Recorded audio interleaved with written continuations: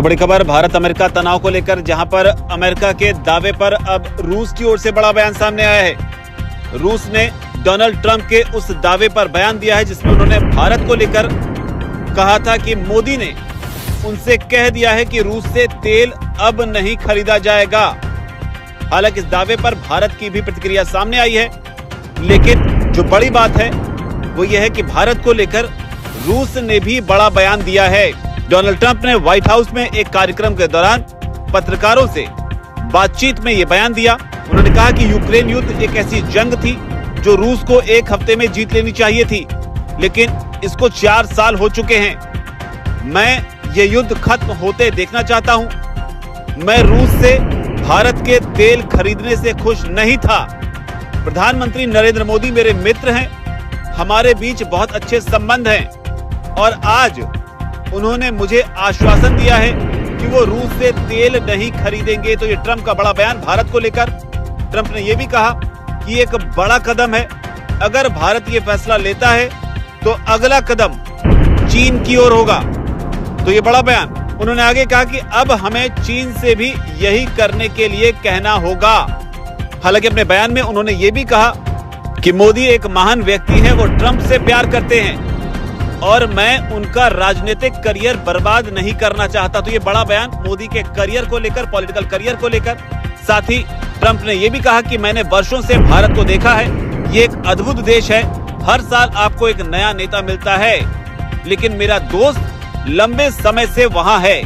आगे बोलते हुए ट्रंप ने कहा कि भारत तुरंत तेल आयात बंद नहीं कर सकता, लेकिन ये बदलाव एक प्रक्रिया का हिस्सा है और इसे जल्द ही पूरा कर लिया जाएगा। तो ये डोनाल्ड ट्रंप का बयान भारत को लेकर। हालांकि इसे लेकर भारत की भी प्रतिक्रिया आई, लेकिन रूस ने जो कहा है ट्रंप के इस दावे पर भारत पर, वो भी बेहद अहम है। रूसी राजदूत हैं डेनिस एलिपोव, उनका बयान सामने आया है। रूस ने कहा कि अब भारत के सबसे विश्वसनीय ऊर्जा साझेदार हैं। जब तक मांग है, सप्लाई भी है, जिससे रूस भारतीय ऊर्जा सुरक्षा में सबसे बड़ा योगदानकर्ता बन गया है। तो ये बड़ा बयान रूस का। भारत को लेकर भरोसा है। रूस ने कहा है कि भारत रूस से कच्चे तेल की 1/3 खरीद करता है। हम इस बाजार लागत के प्रभावी विकल्प हैं। भारत और रूस के संबंध विश्वास की ठोस नींव पर आधारित हैं और रूसी तेल की खरीद भारतीय अर्थव्यवस्था के लिए महत्वपूर्ण है। हमारा सहयोग उन हितों के अनुरूप है। हमारा रिश्ता किसी के खिलाफ नहीं है। तो ये रूस का बड़ा बयान भारत को लेकर। रूस ने यह भी कहा कि भारत और अमेरिका अपने फैसलों में स्वतंत्र हैं और हम उन मुद्दों में हस्तक्षेप नहीं करते। हमारी तेल आपूर्ति भारतीय अर्थव्यवस्था और भारत के जो लोग हैं उनके कल्याण के लिए बहुत फायदेमंद है। तो ये रूस का दावा।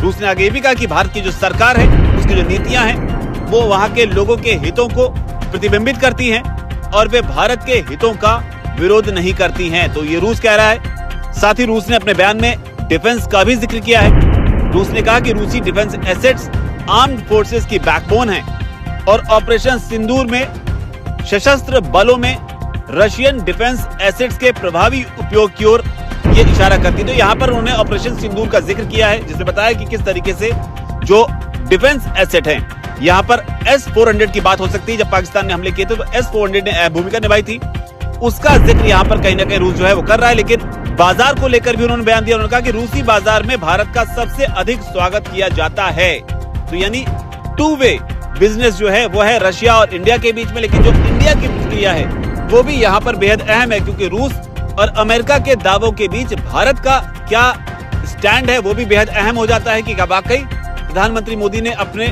सबसे भरोसेमंद दोस्त को छोड़ने का फैसला किया है। क्या वाकई ट्रंप के दावों में कोई दम है?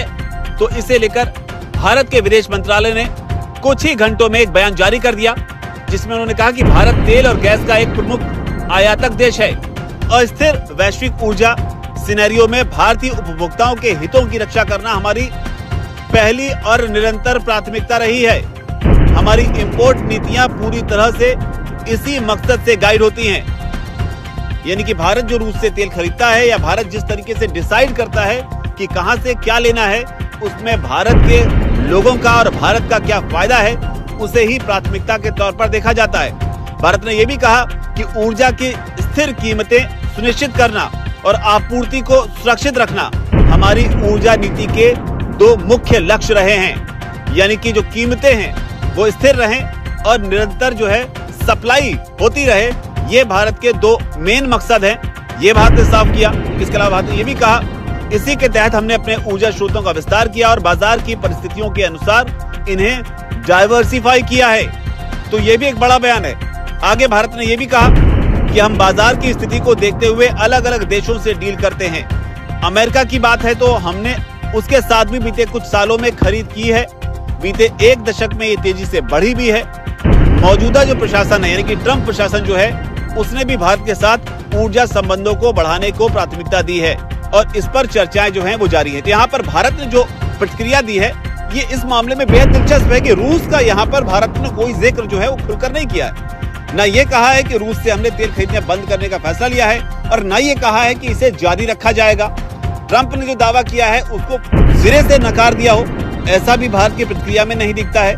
ट्रंप ने जो दावा किया है उसे स्वीकार कर लिया हो, जिसका भी जवाब जो है वो भारत की ओर से दिए गए या भारत के विदेश मंत्रालय की ओर से दिए गए जवाब में नहीं दिखता। तो एक बेहद सदी हुई प्रतिक्रिया यहाँ पर भारत की ओर से दी गई है। लेकिन ये जरूर साफ किया है कि भारत किस हिसाब से अपना फैसला लेता है, उसके फैसलों में कौन सी चीज जो है वो फैक्टर होती है, ये जरूर बताने की कोशिश की है, डिफाइन करने की कोशिश की है कि आखिर जब भारत कोई भी फैसला इंपोर्ट को लेकर करता है तो उसका जो मुख्य मकसद होता है वो क्या होता है।